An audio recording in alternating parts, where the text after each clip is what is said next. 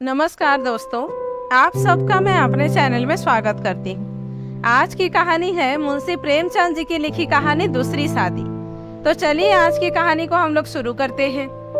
जब मैं अपने 4 साल के लड़के राम स्वरूप को गौर से देखता हूँ तो ऐसा मालूम होता है कि उसमें वह भोलापन और आकर्षण नहीं रहा जो 2 साल पहले था। वह मुझे अपने सुर्ख और रंजीदा आंखों से घूरता हुआ नजर आता है। उसकी इस हालत को देखकर मेरा कलेजा कांप उठता है और मुझे वह वादा याद आता है जो मैंने 2 साल हुए उसकी माँ के साथ, जबकि वह मृत्यु सज्जा पर थी, किया था। आदमी इतना स्वार्थी और अपनी इंद्रियों का इतना गुलाम है कि अपना फर्ज किसी किसी वक्त ही महसूस करता है। उस दिन जबकि डॉक्टर नाउम्मीद हो चुके थे, उसने रोते हुए मुझसे पूछा था, क्या तुम दूसरी शादी कर लोगे? जरूर कर लेना। फिर चौंक कर कहा, मेरे राम का क्या बनेगा? उसका ख्याल रखना अगर हो सके। मैंने कहा, हाँ, मैं वादा करता हूँ कि मैं कभी दूसरी शादी ना करूँगा। और राम स्वरूप, तुम उसकी फिक्र ना करो। क्या तुम अच्छी ना होगी? उसने मेरी तरफ हाथ फेंक दिया, जैसे कहा, लो अलविदा। 2 मिनट बाद दुनिया मेरी आंखों में अंधेरी हो गई। राम स्वरूप बेमां का हो गया। 2 दिन उसको कलेजे में चिमटाए रखा। आखिर छुट्टी पूरी होने पर उसको पिताजी के सुपुर्द करके मैं फिर अपनी ड्यूटी पर चला गया। 2-3 महीने दिल बहुत उदास रहा। नौकरी की क्योंकि उसके सिवाय चारा न था। दिल में कई मंसूबे बांधता रहा। 2-3 साल नौकरी करके रुपया लेकर दुनिया की सैर को निकल जाऊंगा। यहाँ करूंगा, वह करूंगा। अब कहीं दिल नहीं लगता। घर से खत बराबर आ रहे थे कि फला जगह से नाते आ रहे हैं। आदमी बहुत अच्छे हैं, लड़की अकल की तेज और खूबसूरत है। फिर ऐसी जगह नहीं मिलेगी। आखिर करना ही है तो कर लो। हर बात में मेरी राय पूछी जाती थी, लेकिन मैं बराबर इनकार किए जाता था।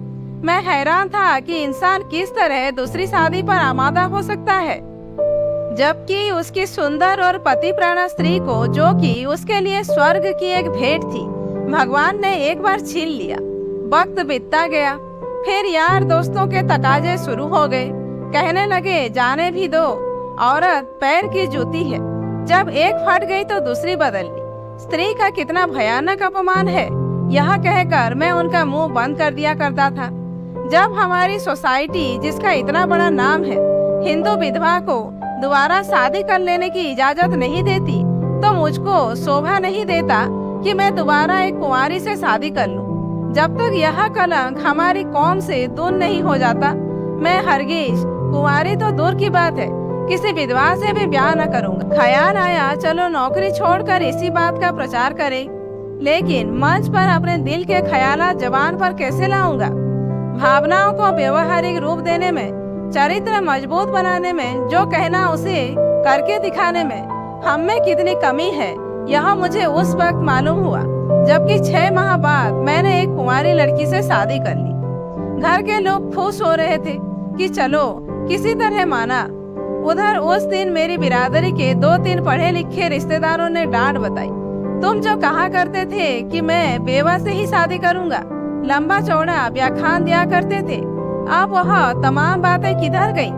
तुमने तो एक उदाहरण भी ना रखा जिस पर हम चल सकते। मुझ पर जैसे खड़ो पानी गिर गया।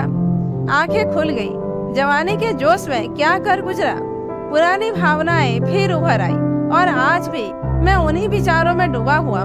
सोचा था नौकर लड़के को नहीं संभाल सकता, औरतें ही इस काम के लिए ठीक है। ब्याह कर लेने पर जब औरत घर में आएगी तो राम स्वरूप को अपने पास बाहर रख सकूंगा और उसका खासा ख्याल रखूंगा।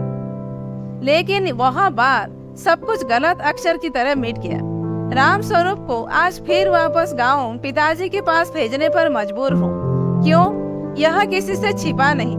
औरत का अपने सौतेले बेटे से प्यार करना एक असंभव बात है।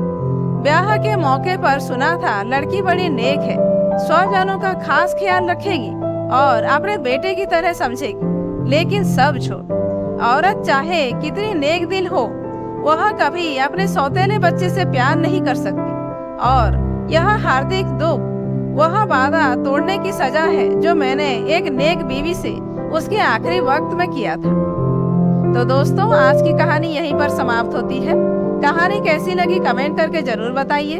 अच्छी लगी हो तो एक लाइक कीजिए, जानने वालों को शेयर कीजिए और ऐसे ही वीडियोज आगे देखने के लिए मेरे चैनल को सब्सक्राइब करना मत भूलिए।